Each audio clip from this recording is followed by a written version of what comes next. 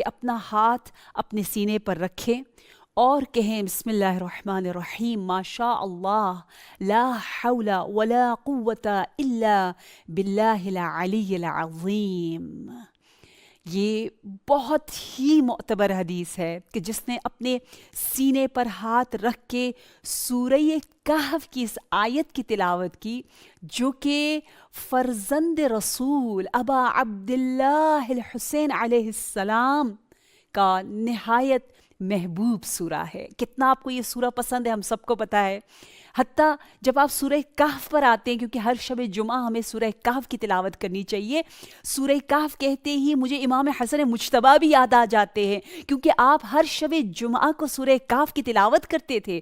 اور جب آپ دیکھتے ہیں کوفہ والوں نے سر حسین ابن علی علیہ السلام کہ اس حسین لبوں سے کیا سنا تھا، سورہ کہف کی آیات کو سنا تھا۔ یہ دو بھائیوں کا محبوب اور پسندیدہ سورہ ہے جو کہ ہمیں دعوت دے رہا ہے، اس لیے اس سورے کی یہ آیت جو ہے وہ ہمیں بہت زیادہ سکون دلاتی ہے، اطمینان لے کر آتی ہے، چین والی زندگی ہمیں دے رہی ہے۔ اس لیے حدیث میں ہے من قال فی کل یوم مرہ، جو دن میں 100 مرہ 100 ٹائمز یہ ذکر کر دے لا حول ولا قوت الا باللہ العلی العظیم، جو کہ اس سورے کا حصہ بھی ہے، دفع اللہ عنہ 70 نوعا من البلاء، اللہ 70 قسم کی بلاؤں کو اس سے دور کر دیتا ہے۔ سبحان اللہ، 70 قسم کی بلائیں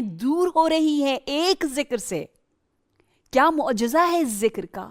لہٰذا ہر روز اپنے سینے پر ہاتھ رکھ کے اس آیت شریفہ کی تلاوت کرنی ہے۔ اور پھر روایت کہہ رہی ہے ایسرھا الہم، 70 بلائیں دور ہو رہی ہے، ناگہانی موت ختم ہو رہی ہے، بے چینیاں جو ہیں وہ ہم سے بالکل فاصلہ لے رہی ہیں، اور ان میں سے آسان ترین ہم ہے، غم ہے، ڈپریشن ہے، انزائٹی ہے، سٹریس ہے، بے چینی ہے۔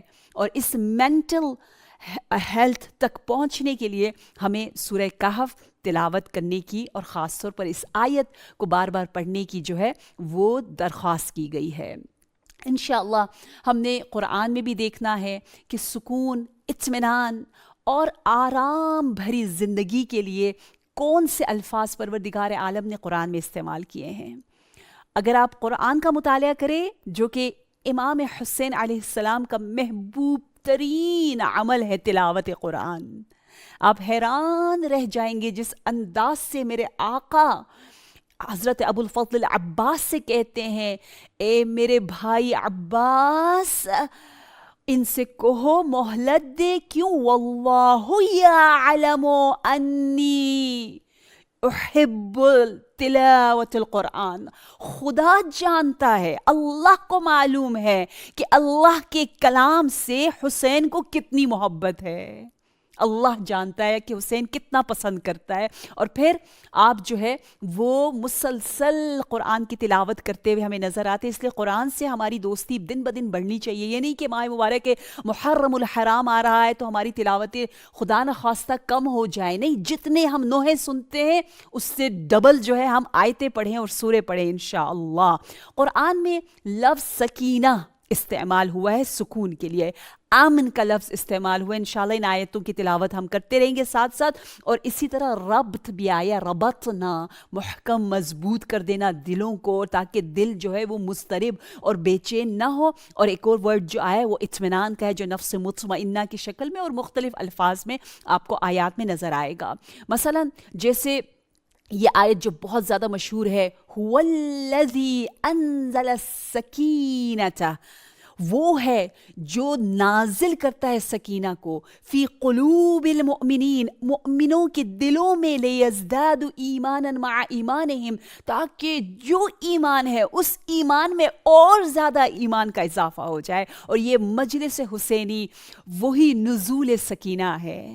یہاں پر ہم سچ مچ سب کے سب گواہی دیتے ہیں کہ ہمیں سکون، ہمیں اطمینان، ہمیں کتنا احساس ہوتا ہے کہ ہم اپنے وطن پہنچ گئے. کیونکہ آپ کو معلوم ہے کربلا میں قبہ حسینی کے نیچے جو ہے وہ ہم مسافر بھی ہوں ایک دن کے لیے بھی ادھر ہو, ہماری نماز جو ہے وہ پوری پڑھی جاتی ہے, قصر نہیں ہوتی ہے.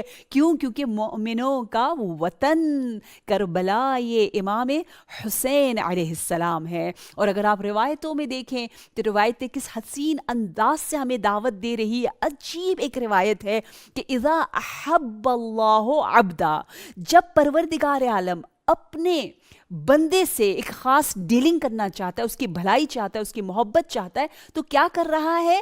اذا احب اللہ عبدا زینہ بالسکینۃ والحلم, اس کو مزین کر دیتا ہے. ایڈورمنٹ نہ, ایڈورمنٹ ذہب و طلا اور نقرہ سے نہیں ہو رہی ہے, فضہ اور ذہب سے نہیں ہے. جب اللہ اپنے کسی بندے کو چاہنے لگتا ہے تو اسے کیا دے رہا ہے, کیسے مزین کر رہا ہے, اس کے لیے باعث زینت و فخر کیا ہے؟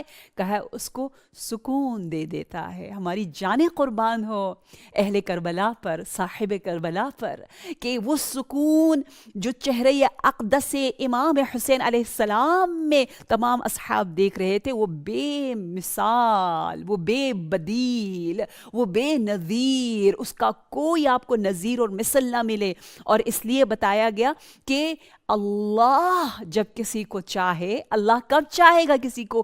جب وہ اللہ کے ساتھ اچھا رابطہ رکھے. اور جب آپ اللہ کے ساتھ اچھا رابطہ رکھیں گے تو خود بخود آپ کے پاس سکون آئے گا, اطمینان آئے گا. آپ سب گواہی دے رہے ہوں گے یقیناً, جیسے ہی ماہ محرم الحرام آتا ہے ہماری توجہ روح پر زیادہ ہو جاتی ہے, امام پر زیادہ ہو جاتی ہے, خود بخود ہمیں سکون ملنے لگ جاتا ہے نا, کیونکہ ہم اس کنیکشن کو جو ہے وہ بہت زیادہ اسٹرانگ کرنے لگ جاتے ہیں. اور ایک اور بتایا امام علی علیہ السلام نے کہ حسن الظن راحت القلب, کہ حسن ظن جو ہے, خوشگمانی جو ہے, پازیٹیو تھنکنگ جو ہے, وہ انسان کے قلب کو راحت اور سکون اور اطمینان کی طرف لے کر جاتا ہے. دیکھیے اخلاقی پوائنٹ بھی ہمیں آئمہ نے بتا دیا کہ اگر آپ اپنی زندگی میں سکون چاہتے ہیں تو ایک طرف آپ نے قرآن کو لینا ہے, دوسری طرف سنت کو لینا ہے. اور سنت میں اس حدیث کو آپ دیکھیے کہ جب آپ سب کے بارے میں پازیٹیو سوچنا شروع کریں گے, آپ کے ساتھ برا سے برا ہو رہا ہو لیکن آپ کہو کہ نہیں اس میں ضرور کوئی مصلحت ہے, کچھ ہے, نہیں اس شخص نے اگر یہ قدم اٹھایا ہے تو نہیں, اس کی نیت بری نہیں ہوگی, اس کی نیت اچھی ہوگی, میں غلط سوچ رہی ہوں. جیسے غلط سوچ آئے فوراً استغفار کرے اور پازیٹیو سوچنا شروع کر دے تو آپ کا دل مطمئن ہوگا, آپ کو بہت مزے کی نیند آئے گی اور مزے کی زندگی ہوگی اور آپ بہت ہی زیادہ ہیلدی ہوں گے.